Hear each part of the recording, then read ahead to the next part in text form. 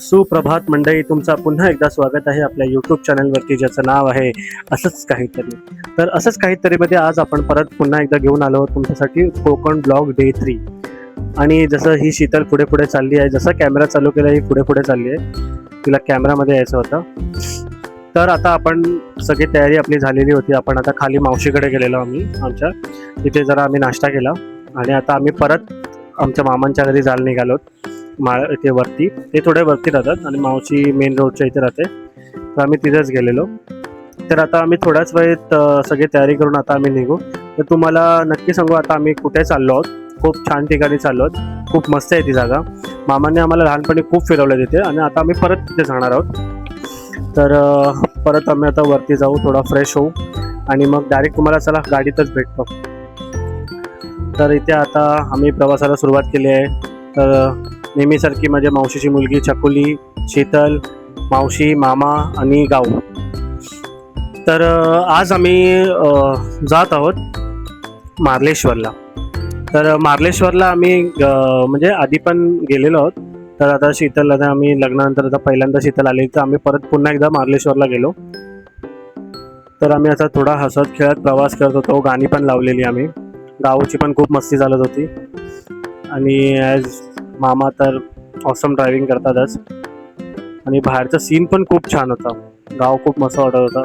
गरमी होती खूप, पण ठीक आहे, गावात आलं की हे सगळं काय एवढं वाटत नाही. त्यानंतर आम्ही थोड्याच वेळात पोहोचलो मार्लेश्वरला. हा गेट आहे मार्लेश्वरचा.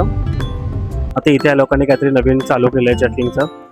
आणि मग इथे बघा मार्केट लागलेलं आहे. इथे आता एवढी गर्दी नव्हती प्रवाशांची, कारण का आता एप्रिल महिना असल्यामुळे काय एवढं हे नव्हतं. सुट्ट्यानंतर मे महिन्यात पडतील तेव्हा अजून गर्दी होणारच आहे. आणि इथे पावसात खूप मस्त वाटतं. तर हे बघा, हे मेन गेट आहे त्यांचं. तर आम्ही इकडनं आता परत सुरुवात केली आहे चढायला, देवाचं नाव घेऊन. गरमी तर खूप होती, पण मजा तितकीच येत होती. आणि हे सगळे हळूहळू येत होते आता पाटणा. शीतलची मजा येणार होती, कारण का आम्ही तिला चिडवत होतो 5,000 पायऱ्या आहेत, 5,000 पायऱ्या आहेत म्हणून. आणि ही गाऊ आमची